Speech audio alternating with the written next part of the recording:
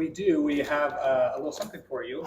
We brought you a gift. Oh, thank you. It's actually something I found in my garage in the house that my wife and I bought, and I thought you might like it. Oh, cool. And so I don't know. So it's Eastside Beer Company, and I looked it up online, and there's just like a little something on it. So I thought you might fancy.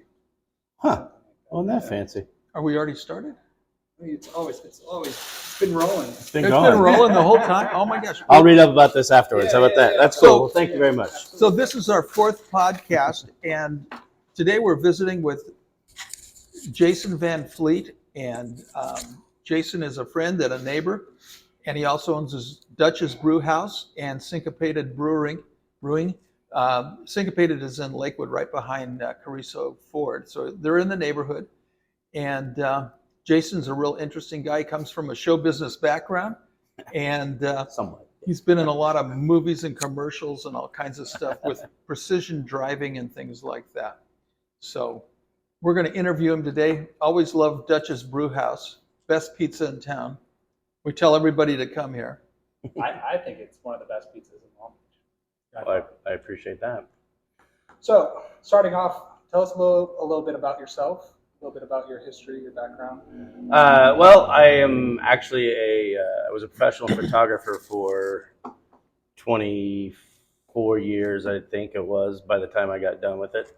And I also dabbled in the precision driving on film sets and stuff, mostly commercials, but have done a lot of movies as well. Yeah, so I mean, I was just a freelance photographer. I traveled the world, and it was great, but my clients kept getting younger, and I kept getting older, so that's kind of when I decided I needed to, and I wanted to be home with the kids more, so I kind of decided to switch gears almost 7 years ago. Oh, wow. And actually, yeah, 7 years in October. Wow. So, yeah.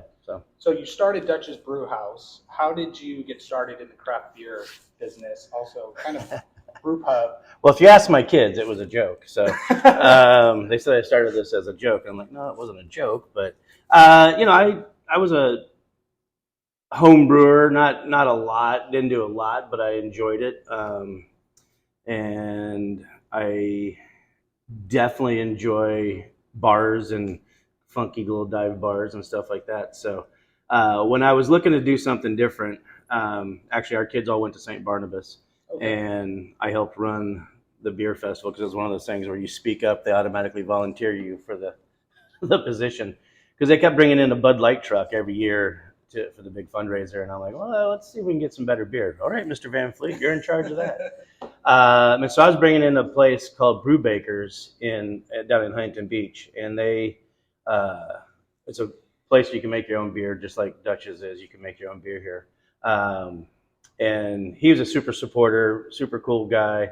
And so for 2 years, I brought him in, and I was kind of doing this, product testing and asking the neighborhood if it'd be something that they would enjoy to have a brew on premise in the neighborhood.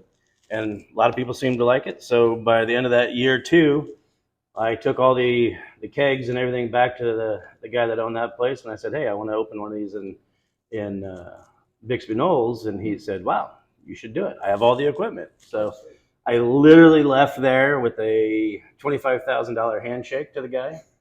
Came home and asked the wife, or told the wife, actually, I asked her, I said, how do you feel about getting in the beer industry? And she said, why not? I'm like, Jesus. So she's the problem here. She never says no to my harebrained ideas. So, so I literally started probably in the next month looking for places to do. So I had no brewing, professional brewing experience. I had no restaurant experience at all. Wow. And my thought was, if I could build a place where people will come and hang out, obviously they're going to hang out to make the beer. Yeah. Well, I needed to provide food for them, and that's how the pizza kind of came around. And in the beginning days, we were going to try to do, all the spent grain, all that, kind of reuse and repurpose all that stuff, but it just got to be too much because the pizza side of things really took off pretty quick. Yeah. It's because it was good. Really well, good. Thank you. Yeah, but I mean, again, so I had no clue how to run any of this. I mean, being freelance photographer for 20 some odd years, I did know how to run my own business. But that was just me. And so now having a bunch of employees, it's just like having more kids. Yeah. And I think I started this conversation off saying I wanted to have more time with my kids. Yeah. I had less time with my kids because this sucked up all my time. So Yeah, I could only imagine. Starting a business is insane. yeah. Well, the restaurant business is not the easiest business to start. No, and I wish I would have known that getting in. But here we are. Yeah. Well, I remember when you were starting it, we saw Yeah. you were doing stuff to the space, and I'm going like, when's this going to happen? What is going on? Why can't he get it through the city? Oh, yeah. Were you a little afraid? Because at that time, Atlantic wasn't really like how Poppin'. it is. Yeah, it wasn't like how it was today. But it used to You be. were one of the first. You're one of the Well, first. I'll give credit where credit's due. The factory was the first place up here that did craft beer, and they did it well. Unfortunately, they lasted almost 7 years, I think, before they decided to call it quits. So I'll give them the props for kind of building the community up for or getting it prepared for what's here now. Yeah. Was I afraid? I mean, sure, I was afraid, but I did believe in Bixby. I lived over in Bixby Terrace. Bixby Terrace, yeah. Now I live in Bixby proper. Yes. And so I wanted something close to my, and I always had the idea. There's a couple places down on Bixby and Atlantic that I looked at 20 years ago. I was trying to like start a look, because when we had kids, I was like, all right, let's start like a little coffee shop / kids bookstore. Okay. Because there was a great one over on 4th Street back at the time that we used to walk to right by the restaurant, and the kids loved it. You know, they'd have people come in and read books and stuff like that. And so for me, if I was walking the kids around, it was a great place to stop. And I thought the only thing I was missing was coffee, maybe even a beer. I don't know. Yeah. And so I had been toying with the idea of something on this street for a long time, and I obviously have seen it go through its changes. But I did believe in the community. I thought that it was a great place to put my roots, if that makes sense. Absolutely. Yeah. So going back to like kind of the craft beer stuff, how do you prepare for new beers coming on tap or new pizzas that you're kind of, coming up with? Like how do you just Again, there's probably a smarter person way of doing it, but we just willy-nilly it. cool. The beers I leave up to my business partner in the actual brewery now. He's the master of that. I learned quickly that I can make beer, but I don't really make great beer. So, so I know enough to get out of my own way. Yeah, Which is smart. Yeah, I did learn that early. And Chris is great. He's an amazing brewer. He's the former Ballast Point brewer. And so I let him we'll sit around, have bounce around ideas and conversations and a lot of product testing at other places, and he knows what I like and I know what he likes. And so he kind of comes up with an idea. He takes some of the not necessarily my suggestions, but I had this beer and I think it's really tasty. Can we do something like that? And he'll make his own version or play with what in that beer that I like. Yeah. And he'll kind of do that. As far as pizzas go, it's been interesting. We when we started this, we had a true chef, and he designed all the pizzas. And he still does. Actually, I still pay him to come in and if we do a big menu change. But I'll be honest with you, the staff, they come up with some crazy harebrained ideas, and it's perfect because they're there, they make it, and we just give out samples to everybody, and if they like it, we'll throw it on the menu for a while, and if it sells, then we'll keep it around. If not, Well, I like that you kept around my favorite one. which is Sprechen Dutch and the Huntsman. Yep. Oh, the Huntsman's and the OG one. I mean, that's been 7 years now. Yeah. Well, I've been eating it for 7 years. Yeah. Some don't make it. We had a cheeseburger. One of the old crazy cooks that we had, he created basically an In-N-Out hamburger on a pizza. And it's a crowd favorite, but when we looked at the numbers, it wasn't selling like the others. And so COVID kind of, we scaled back on a lot of things during that time, and I was able to kind of go through the numbers and see what was working. And it had ingredients that, some of the ingredients we didn't use on other pizzas, so it was like, all right, whatever. And everything's kind of designed around, if we have it in the shop, let's use it Yeah. and create something new, and they do. Awesome. You still have that little pizza oven back there? I have 2 of them now. Nice. It's easy bake oven on steroids. Yeah, I have to take a picture of it. 'Cause I got to show you guys. I saw your little pizza oven that you're making all the pizzas on. Yeah. And I go, this is amazing. And so then we bought a pretty nice pizza oven to have at home. It's called an Uni. Oh, those are great. We don't know how to make a pizza that even gets close to what you do. Well, So it starts with the dough, I'll tell you that.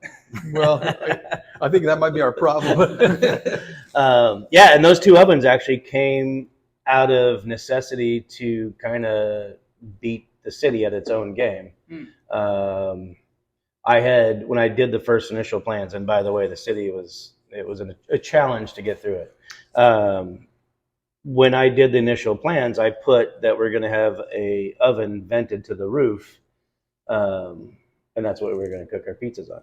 And it was kind of, I know now that that's definitely not the way you can do it, but they approved it.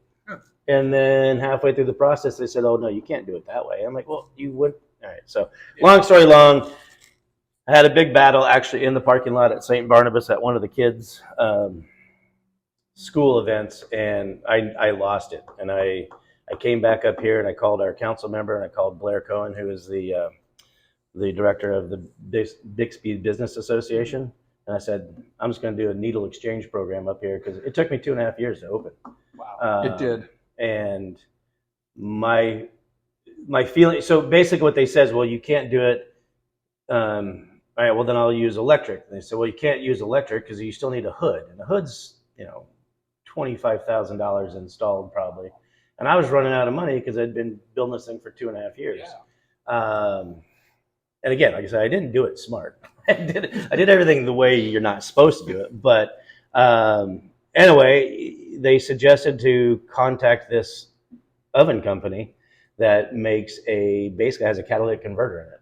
And so these are all electric ovens, and they're not required to have a hood because it basically sucks up and eats up its own bad stuff that it would emit anyway. So when we started, it was a $6,000 oven just to start and get open and then try to figure out what to do. And they wound up doing such a great job. I actually at one point had 3. Where's the third one? Good question. I must have only had 2. I had one for parts. That's what it was. And then I wound up just putting both of them in. And it was to try to beat the system. And That's cool. Turns out they work really good. So, and since then, I know a lot of people who actually have them for their restaurants. Is that right? Yep. So. Now, do you do anything special that you do to get that taste or quality in your beers and also in your food to be kind of the same or kind of? Yeah, this is always a consistent gripe I have with the kitchen, and they finally got it. I would come back and I'd say, well, that pepperoni's different. Why is that different? And some of the staff didn't really see the benefits of having, continuity. Yeah. And so anytime a product changes or is not available, it's, they have to let me know or the kitchen manager. And we then basically kind of go through the process. Will this hold up to the same standard that we have set, right? Mm-hmm. So obviously the ingredients are the most important, and consistency in those ingredients is huge. But life's life, and sometimes your shit isn't available. And so we have substitutes, for certain things, and they live up to the standards that we're asking for. So that, and then when it comes to beers, again, I just let Chris do it. It's his thing. The beers that we make for ourselves are super dry and super crispy and flavorful, right? I mean, obviously that's beer, but we don't like overly sweet beers. Okay. So like our IPAs are pretty dry. Even though if we have a hazy IPA, it tastes a little bit sweeter, but it's still a pretty dry beer. So that's probably the only continuity we have in beer, but we make all kinds of beer. So again, top-notch ingredients. That's what would you say is the most unique beer you guys have made? Boy. I don't know. We did I think it was a Japanese black tea Oh wow. saison years ago when I had Adam here, another kid from the neighborhood. Right. I know Yeah, Adam very well. yeah, that's right. Yeah. I think that was when we were doing it here. I think that was what it was. I can't remember all of what it was, but that was a pretty amazing beer. And I looked at him like, "You're crazy. It tastes good." Chris will do crazy things where he just literally soaks cereal, takes beer out of the keg, soaks cereal, throws a little bit of vanilla in it, throws that soaked beer back in, and adds coffee to it, and it's like you're drinking, a morning coffee IPA. Wow. It's crazy. But yeah, so and that's what's fun about it is since we rotate beers so often, we never really have the same thing on. We do make a core set of beers over at Syncopated, Mhm. but we're constantly changing them up, or creating a new beer and putting it on and tasting it, and it may come back, it may not. We usually do like 3 to 4 month rotation in between certain styles. Like right now, we're doing our big Pride beer. That came back. We've done that now. This will be our third Pride I think we've had over there, and it's called Swallow Your Pride. And it's a nice hazy IPA that people love. They want it all year round, but our theory is no. Come back for it when it's ready. Yeah, that's good. I've noticed that with Lagunitas, Mhm. the company. Mhm. Yeah, I noticed that they have some of those beers that they only just every once in a while Yep. they'll put it out. People love that stuff. Oh hell yeah, yeah. And that's fun. I mean, that's the fun part of it, right? Yeah, absolutely. This place is not a dive bar, but it is like Cheers. Oh, We see 100%. everybody in the neighborhood here, and you come by and it's always crowded. And How did Yeah. that karaoke night go, by the way? It looked wild. It was good. It was good. I actually got up and sang, and that doesn't I happen. saw. But that was because I was at Bjorn's place doing the rum tasting before that. Nice. So A it little was, sauce up. it got a little ugly. But you're right. I mean, that's if I can be proud of anything that I've done is that when I built this place, I built a place I wanted to come to every day, right? Because I knew if I was going to do it, I didn't want to get sick of it, and so that's kind of why it's a little bit more. It's definitely me. Yeah, I love it. But I was really happy to see that the neighbors like it too, and so it was kind of one of those things where it became Cheers pretty quick, and everybody knows your name. My joke is it's like come to Dutch's where nobody really wants to know your name, but we do, and it's been great. It's been a kind of a neighborhood meeting place for a lot of people. So what I think is really cool, you mentioned Bjorn's name, and Bjorn owns a couple of restaurants on the street, and I think you're friends with Ernie at Wilmore, and the guys that are in competing businesses are all friends, and they all kind of hang out. And Yeah. we see that's so cool. we see you guys at everybody else's restaurants, and I think it's really smart. And I'll share a story when I was first starting, like the day that we decided to actually get pizza up and running, because the city, my wife told me to shut it, get off the pot, basically when it was coming to open this place. Hope you guys don't mind. I swore. Sorry. No, I can always believe that. But when we started, Put a sticker across his mouth. Right? The kettles weren't even really operational yet, right? But I did get everything signed off. But I was kind of waiting until I got the brewing system going, and my wife's like, "No, we're hemorrhaging money. We got to get this going." All right, cool. So I got my first beer on, which was from Chris, my now partner. He was working at Ballast Point. It was Sour Wench, and it was a beer that not many people were able to get, right? But they saved one for me and Distro. And so I had that beer and 2 others on, I think a Sculpin and something like that. And that started my first day of being open. By the end of that week, I had a full lineup of taps. They're all guest taps because we didn't have our own yet. And then the week after that, Chef Frank comes to me and says, "All right, let's start your pizza program." I'm like, "No, I'm not ready yet. I'm not ready. I want to ease into this because trust me. So we do. I get through the whole process. We order all the food. It comes. To find out at that time they were frozen dough balls, right? And Frank comes out and goes, "We're screwed." I'm like, "What do you mean?" He goes, "All the dough is frozen. We can't do it." Oh. So of course my heart sinks, and we've been advertising it in the whole 9 yards. So I went to Trader Joe's, grabbed all their dough that they had, right, which wasn't enough, and then I went down to Porky's, and I called down to Porky's. And I asked him, because when I started this, I walk to every restaurant here and say, hey, listen, this is kind of my concept. This is what I want to do. I don't want to step on anyone's toes. You have any issues? And he was one of the guys that I talked to, and he said, no, absolutely, go ahead, do what you need to do. So anyway, so fast forward, I now 3 years later, right? I call him up and I say, hey, listen, any chance I could buy any dough off you, because here's what happened. And he goes, oh man, we kind of make what we need for the next day. How many do you need? And I said, I don't know, like 40, right? Or something like that. And he says, I might be able to give you 10.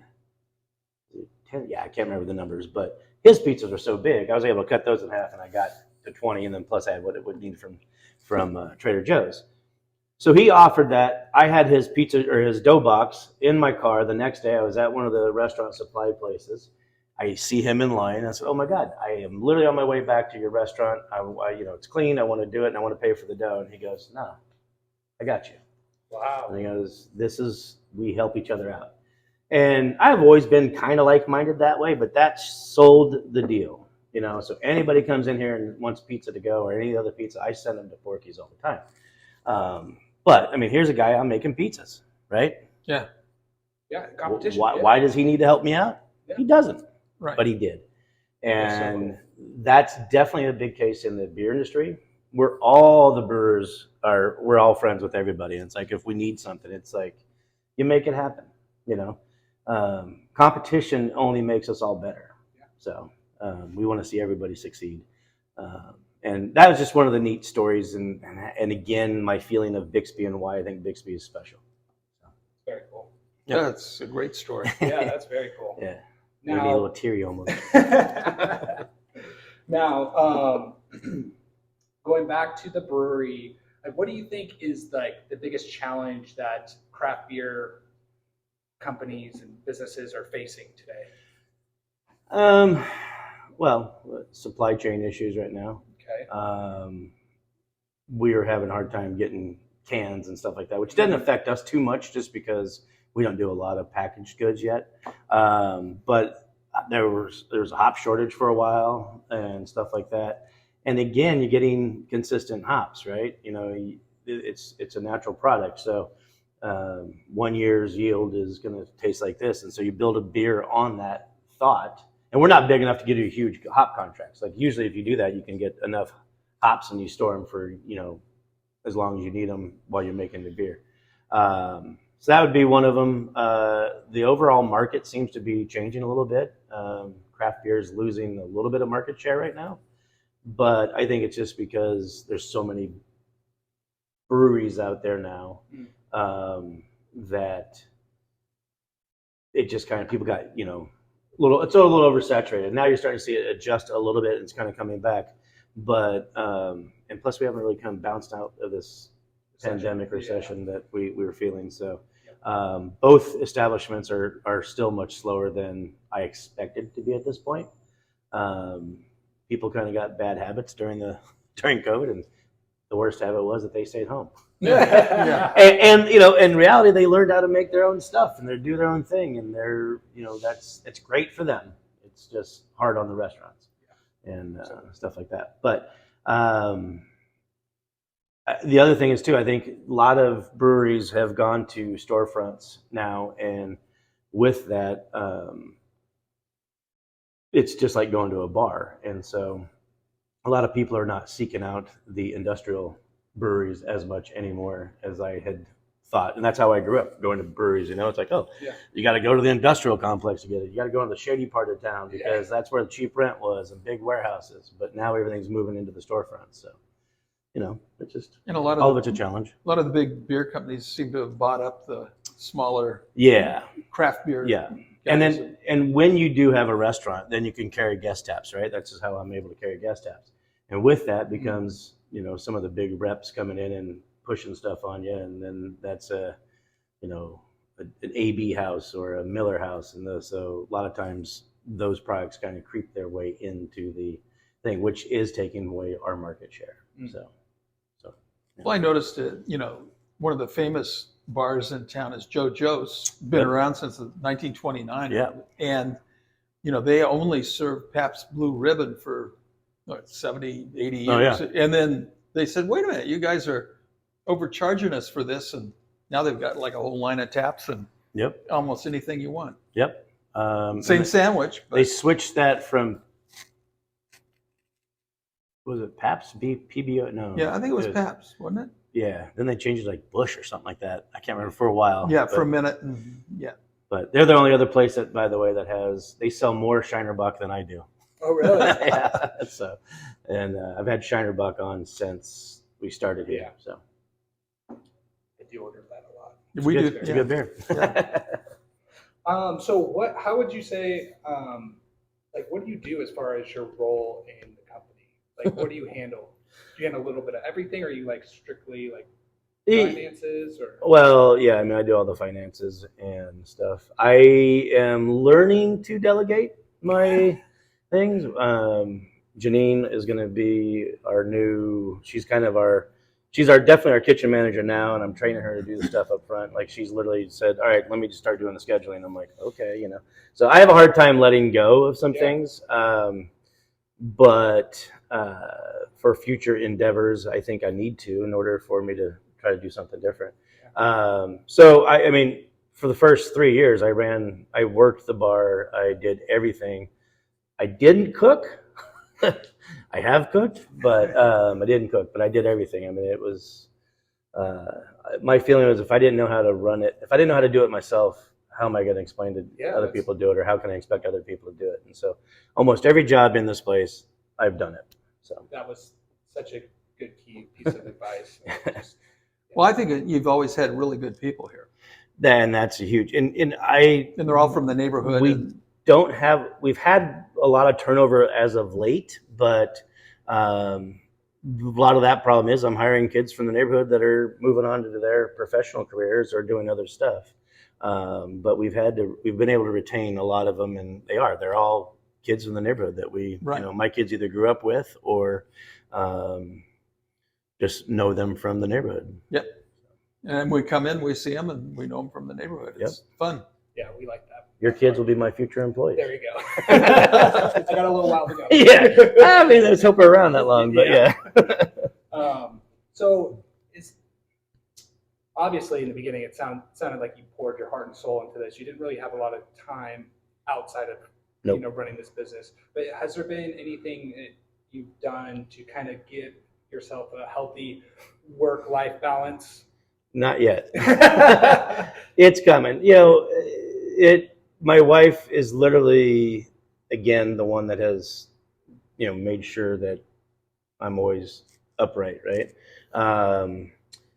That poster, actually, the Willie Nelson poster, we got when she said, I'm going to Austin City Limits Music Festival in 2016, with or without you, right?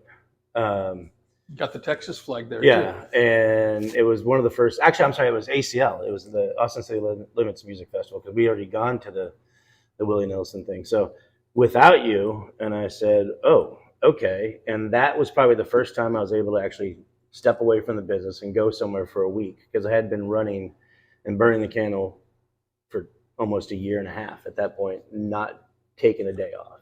And she's like, you need to, I'm going with or without you, but you need to take this day and go do something. And so we did. And that's when I learned that I could actually trust the people that I had, trained and everything. And that was hard for me because, I micromanage probably too much if you ask my employees. Yeah. But trust me, I understand. Oh my God. But it was the first time I realized that, all right, these guys got it, and I could do it and step away. And so my wife and I try to take vacations. We have a grandson now, so we're going to go see him more. Our youngest daughter is in a rower for UCLA, and so that has gotten us to go on a lot of road trips and get out of town. And every time we do it, it gets a little bit easier. I don't look at the cameras all the time anymore, so I'm able to relax when I'm out of town. Well, that's good. Yeah. I think that's all part of starting your own business. Yeah. I mean, you poured your life and soul into this. Devoted so much time. It's hard to let go. It's super hard to let go, and it's super hard to, at the end of the day, no one's going to run it like the way I run it, just because if I lose it, I lose everything. And everybody has my back in here. Don't get me wrong. I'm just saying they just don't have the same pressure that I have. So Yeah. And your wife has your back too, because she's in here working all the time. We'll come by late at night and we're walking and, Yep. taking a walk or whatever. And we'll see her in Oh, yeah. there I mean, cleaning up and It doing was stuff. it was a family business for the first 2.5 years Yeah. almost. I mean, at some point, both my kids have been in and out of the kitchen doing stuff. So I remember there were nights that Anna and my youngest daughter were cooking because we didn't have enough staff. Another thing is one of my very first chefs, not Frank, but he left after a couple of months because he already had another gig going on. But his assistant chef that he had from the last restaurant stayed on. And he came to me finally. This is a huge violation of every worker's thing I could ever do. But he worked 7 days a week right next to me, and he's like, hey, can I have maybe Saturday off? It's my daughter's birthday. And I'm like, No. well, then I realized, oh my God, I need to get someone else to help do that. But he was he was such a focused guy and driven. He was just right there with me just to make sure it happened. And then I realized, oh crap, I probably haven't paid you overtime. You worked 7 days a week and stuff like that. So I kind of wrote him a check. Hopefully it made up for it. And he stayed on for another 2-3 years before he moved to Texas. So, Wow. yeah. So it was, crazy. Yeah. It sounds like a good employee. I've had very good luck with all my employees. So if someone were to start their own craft brewery business or brew pub, what piece of advice would you give them? Don't do it. I don't know. It's a tough one. People ask me, would I do it again? And, I'm like, yeah, but I'm dumb.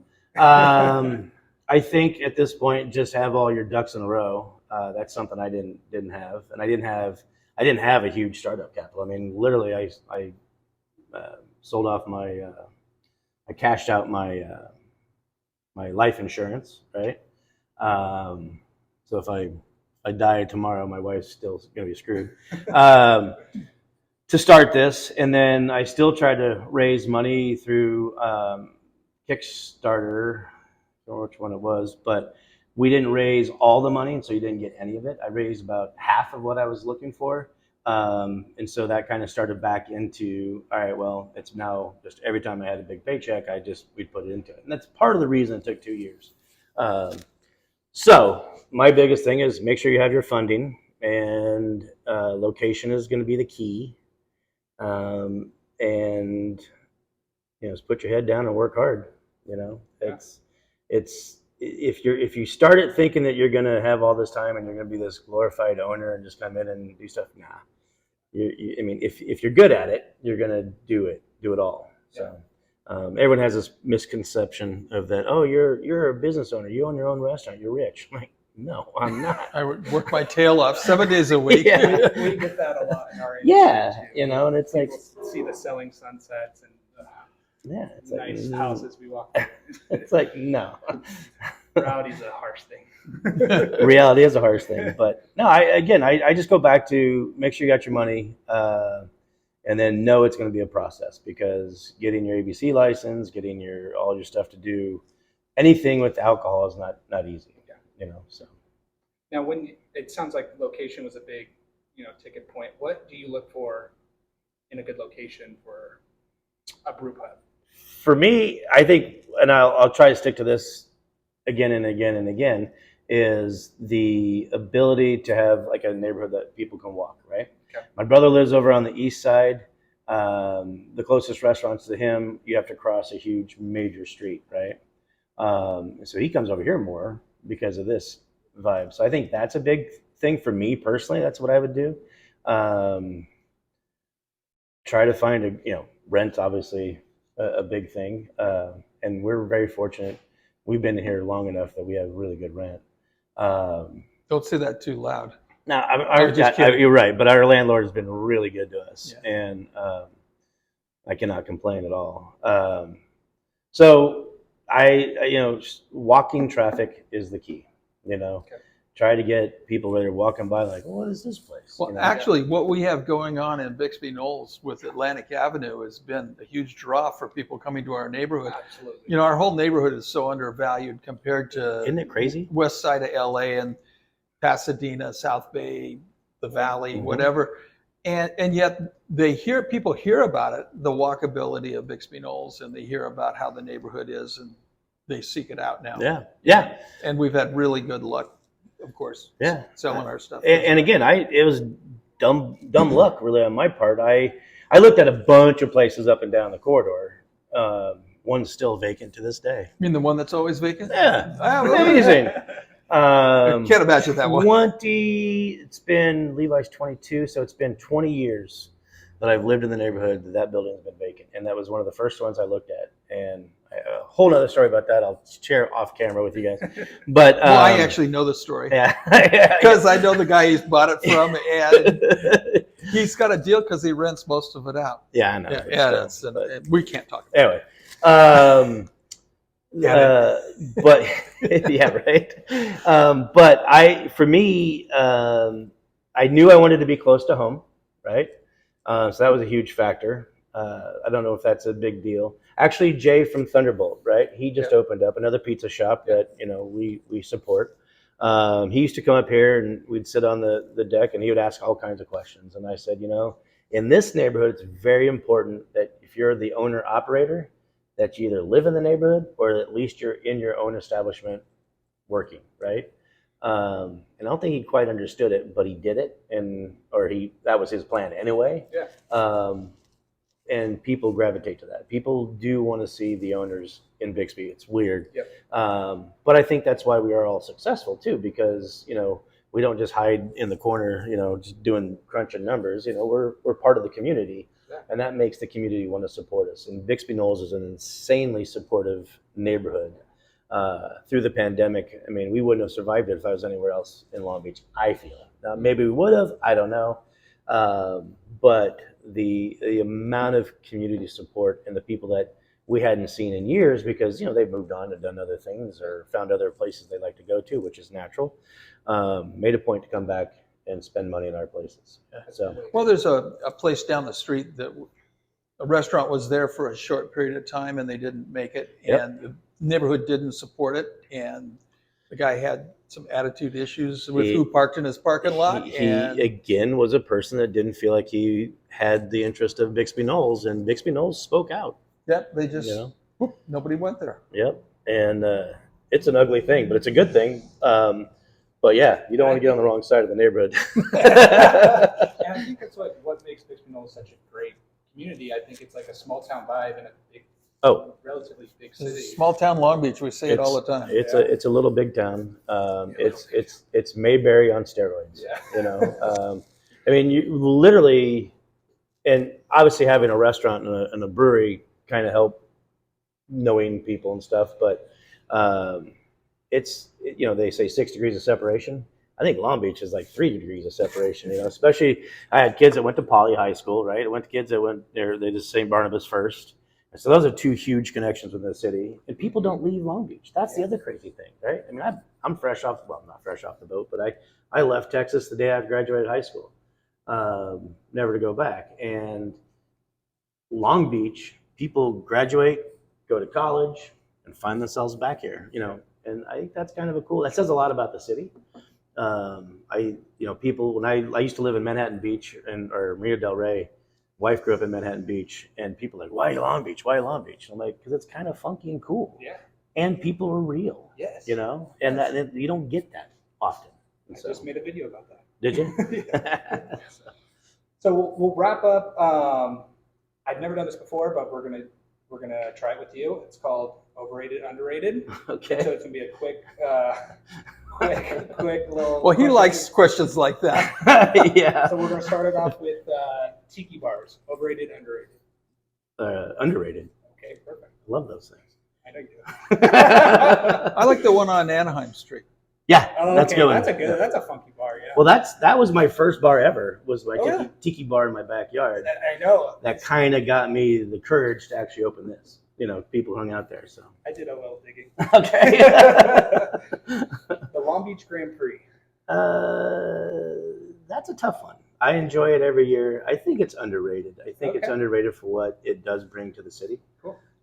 It's a huge pain in the ass, but it does a lot for our city, I think. Yeah. So cool. Stouts. Oh, underrated too. Stouts are amazing. I don't drink much of them anymore, but no, it's funny. We always make sure we always have a stout on. We used to have 2 on at a time, like a double and a like a single stout. But people appreciate the fact that we have a stout on all year long, because there's people in the middle of summer that still want to drink a stout. So I like them. Yeah. That's one of the, like I was telling you, a lot of beer I can't drink. Right. Because I can't handle the carbonation. Yep. I almost like flat beer. yeah, English pub beer is great, but you gotta stouts are Gotta good. go find a place that has a firkin. A firkin is one that it's a pump and you're pumping it yourself. It's not not CO2 driven. Right. So Well, I learned something. Yeah, you need one of those for your house. There you go. I'd be in trouble then. Anchovies as a pizza condiment. overrated. Anchovies are gross. Oh my gosh, I love anchovies. Nope. Nope. Overrated. Oh, we could talk about this for an hour. Oh my God. But we might have to delete some of it. Yeah, right. Well, that's the topic of pineapple. Yeah. People, Yes. I love pineapple on a pizza, but people, it starts wars up in here. That is People will true. get How adamant. dare you put pineapple on a pizza? It's like, what are you trying to do? Why not? Yes, it's great. I like pineapple on pizza too. Yeah, it's amazing how heated the pineapple haters are. It's crazy. That is crazy. So we usually end off the podcast with dream house. So He already has his dream house. Because I bought it from him. Well, barring family, business, things, anywhere in the world you could live, what would be your dream house? Boy, I will go back to, I don't know necessarily where this would be, Okay. but on a small island with a boat dock. Sick. Small house, doesn't need to be huge. Enough land where my kids and their kids can pitch a tent. And as long as I can go sailing every day, I don't care. Oh, sick. Yep. So just complete isolation. Yeah, I mean, it's funny because my wife and I joke now that the older we're getting and closer to retirement, it's like, yeah, maybe somewhere out in the sticks would be okay. Yeah. City life's fun, but it's nice to kind of just get and detox. Well, the problem with being in the sticks is, especially if you're old, is you got to be near a hospital. True. Yeah. And I know my daughter bought a house in Belmont Shore this last summer, and we fixed it up. And my wife and I looked at each other and said, we could live here. Yeah. It's about a third the size of our house, but Yeah. I loved it. Yeah. Being down there, it was sunny. It was Well, all good stuff. I love it. I just don't want to deal with the parking down there. We lived there for years. But yeah, no, I had my wife convinced to when she retires that we could buy a boat. We travel the world in it or wherever we decide to go, and we take that time and look where we'd want to live. Right. Been a 250? Yeah. That'd probably be all right. I'd be fine with that. I'd be really fine with that. The question is, can I afford it? But I would do it for a year, and I just travel. Either we go up and down around here, or we actually cross the transatlantic or something like that. But after that year, I'll sell the boat. We'll settle down in one of the places that we liked or whatever. Oh, and she cool. said, maybe. Maybe. So there's limits. Yeah. She was on it for a while, then it was like a maybe. So, but yeah, I like the idea of just an island life. I don't like sand necessarily, but I like the water. Yeah. So. Well, cool. Well, thank you, Jason. Well, thank you guys. Appreciate you. Absolutely. Thank you, Jason. Thank you, sir. Always good to see you.